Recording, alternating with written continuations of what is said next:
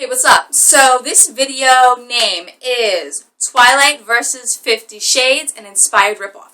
So this might be a little controversial. Sorry about that. If you guys don't like any possible bad mouthing of either books, you might want to turn the channel off right now. So okay. So I love Twilight. I am a huge Twilight fan. I have been a Twilight fan for years and years. I have read each book way too much. Okay, I read the first, third, and fourth books 7 times. Okay, whatever. And the second book I only read twice because it's depressing as shit. I am a huge, as I said, huge Twilighter. Love it, love it, love it. Okay. Recently, everybody's been going crazy over 50 Shades of Grey. So I decided to get the books. Oh, let me show you my Twilight book. Here's Twilight. Look at it. Look at the spine. It's all, I had to tape it. It's all jacked up. I mean, this book has taken a beating. This book has taken so much of a beating that my friend got me a second one. And I actually have all the books in soft and hardcover. I know, I have a problem. Whatever. Don't judge me. So, as I was saying, I did get the 50 Shades of Grey books. I got them at Target for 20% off. I read all 3 of these books rather quickly. The Twilight books, I read all 4 within a week because I am a very, very fast reader, and we'll get into that in a minute. But 50 Shades of Grey, I read over about 2 weeks. I did not read them all that quick. I mean, I read them pretty quickly, but, okay, so let me get into this. I'm doing a bit of a compare and contrast. So the writer to 50 Shades of Grey, who is E.L. James, said that she was inspired by the Twilight book, the love story between Bella and Edward. So I think it goes a little bit beyond that, and I just want to share with you guys what I thought was a little bit ridiculous. First of all, the writing. The writing in Twilight, it's not this amazing writing. I mean, it's really easy to read. You run through it. It's meant for a younger audience, so you can just kind of burn through those books super quick. E.L. James, these 50 Shades of Grey books, I don't even know what to say. Shame on the editor, because seriously, there are serious typos in that book. Not to mention, did you guys realize that sometimes you have to reread a paragraph over and over again because it just didn't make sense? That happened a lot, and I'm not the only one that picked that up. I've heard a lot of my friends say the same thing. It's like, what? Wait, what was she trying to say? So besides for that, I'm going to compare some of the ridiculous similarities in these books. Let's start with the main character, Anastasia Steele in 50 Shades and Isabella Swan in Twilight. Okay, first of all, both of their names have 5 syllables. Okay, so that's a little funny. You got Anastasia, Isabella. I know, they just sound a little bit too similar to me. Of course, Isabella, she does not like to be called Isabella, she likes to be called Bella. Okay, where you have Anastasia does not like to be called Anastasia, she likes to be called Anna. Okay, so you have that right there. They're both extremely clumsy. Okay, so you have Bella, she's just like all over the books, she's like falling over herself, she's just a mess. And then you have Anastasia where she just, in the beginning of the book, she just like falls and she falls into Christian's office, right? So they're both clumsy. Let's see, they both have brown hair, they're both young. Anastasia has blue eyes, Bella has brown eyes. Okay, so that's different. They're both very, very pretty, but they don't know it. They both are horrendous dressers.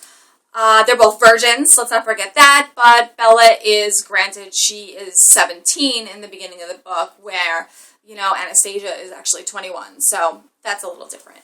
They're both really, really smart. They both, I don't know, there's just so many similarities. They're both just, they're just tenacious and assertive in different kinds of ways.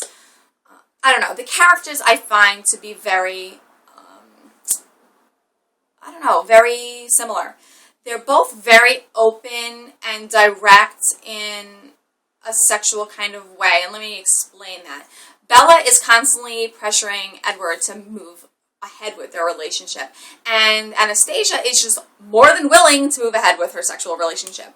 I mean, really, who orgasms 3 to 5 times, or I think it's 3 times when they lose their virginity? Okay, nobody. That doesn't happen to anyone. And if it happened to you, please comment below, because I'd like to hear your fucking story. Anyway, so, other similarities in the book. Let's compare the two main characters. You got Christian Grey in 50 Shades of Grey, and then Edward Cullen. First of all, they're both fucking amazingly gorgeous, okay? They both have, like, coppery red hair. Edward's is red and messy, you know, like auburny red and messy, and then you have Christian, who has, like, this coppery hair, which I really have trouble envisioning, but they're both amazingly gorgeous. Like, breathtaking, stop the traffic gorgeous. So, you got that. Obviously, Edward's eyes are gold, and then Christian's eyes are gray, so those are different. They both have this thing going on. Edward can read minds. Christian seems to read Anastasia's mind. I mean, she keeps saying it through the books, you know, oh my God, is he a mind reader? He can read my mind. So they draw that comparison. They're both really snazzy dressers. They're both incredibly wealthy and rich. Both of them were saved by an adoptive parent, okay? So Edward was saved by Carlisle when he was dying of the Spanish influenza. So, and his father was a doctor who saved him and then in turn adopted him. Then you have Christian, who was saved by his mother, who was a doctor who saved him from his abusive stepfather, whatever, pimp. I don't know, they find him, you know, when he was lying with his dead mother for 3 days. So his mother, who was a doctor, saved him and adopted him. So again, both guys saved by parents who later adopted them, doctors who later adopted them. So they were both adopted. They both have a lot of adopted siblings. They're both slick. I don't know. They're so friggin' similar. I mean, you do have things that they're not similar about. I mean, like, Edward Cullen, even though you don't really know it from reading Twilight, if you read the first 12 chapters of Midnight Sun, you know that Edward was, like, pretty much he was broken apart as soon as he met Bella. I mean, he was in love with her almost immediately, way before you figure out that Bella's in love with him, and that's why he takes off, because he doesn't want to kill her. So Christian, if you read the end of the book, you know, the end of the fourth book, you realize, like, he was fascinated with her right away.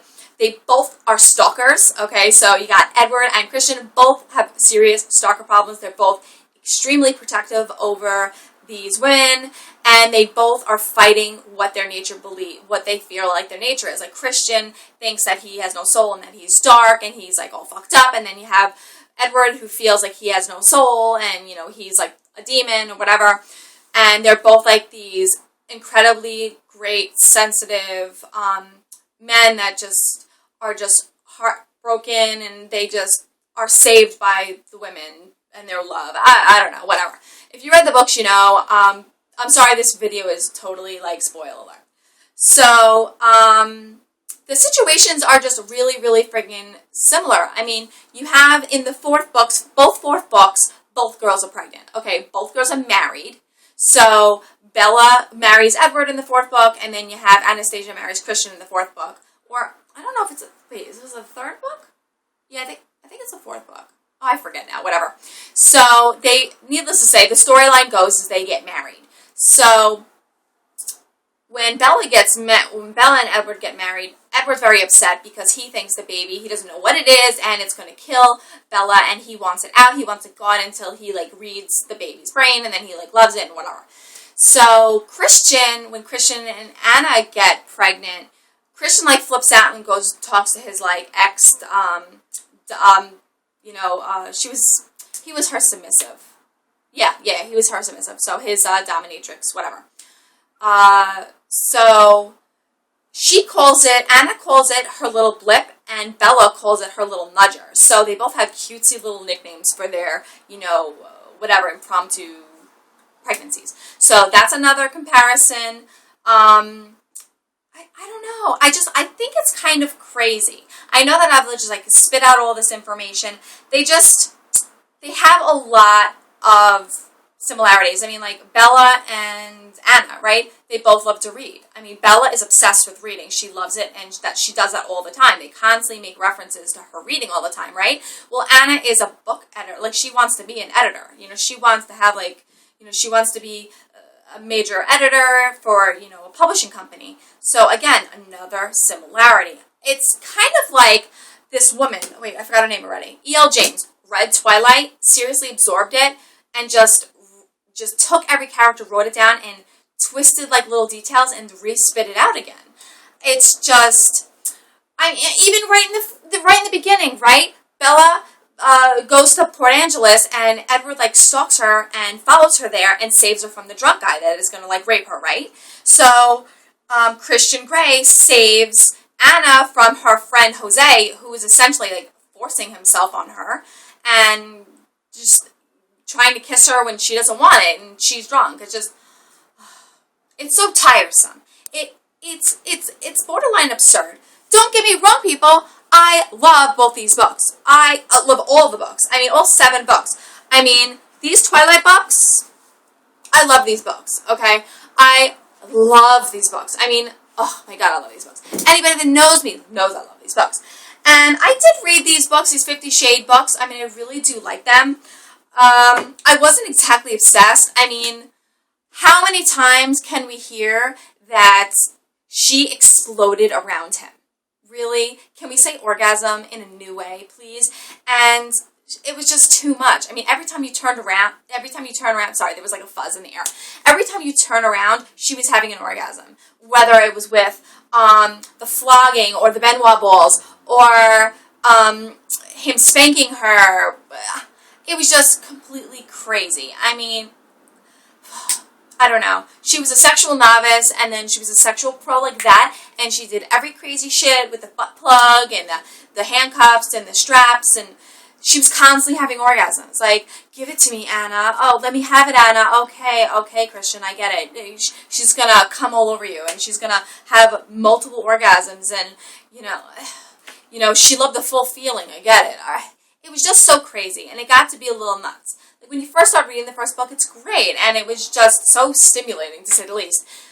But it just becomes, it's the polar opposite of Twilight. I mean, the constant sexual frustration that you get from the first 3.5 Twilight books, it's just like, oh, come on, go ahead and fuck already, right? But then it was like with the 50 Shades, it was like, oh my god, stop the fucking already. I mean, it was like instant gratification, all 3 books, constant sex. I mean, they threw in the S&M, they threw in the sexual punishment in there, but it was just overkill. It was just crazy. I don't know. So that was it. That was what I wanted to say about these books. I know it was kind of long, sorry about that, but whatever. If you don't like it, turn the fucking video off. So, I love these videos. I love Stephenie Meyer. These are my favorite books. I love them. And I really did enjoy the 50 Shades of Grey, even though I've just kind of been like bullshit ragging on it a little bit. But I just thought the comparisons were a little bit too much, and it was just too fucking similar. Even to the point where they were like in a cold, dank place, and they were on the West Coast. I don't know. Whatever. Tell me what you guys think. Tell me how you'd enjoyed the books, if you like Twilight or 50 Shades, and, I don't know. I don't fucking care. So, that's it. That's the video, and I'll see you guys on the next rant. Bye.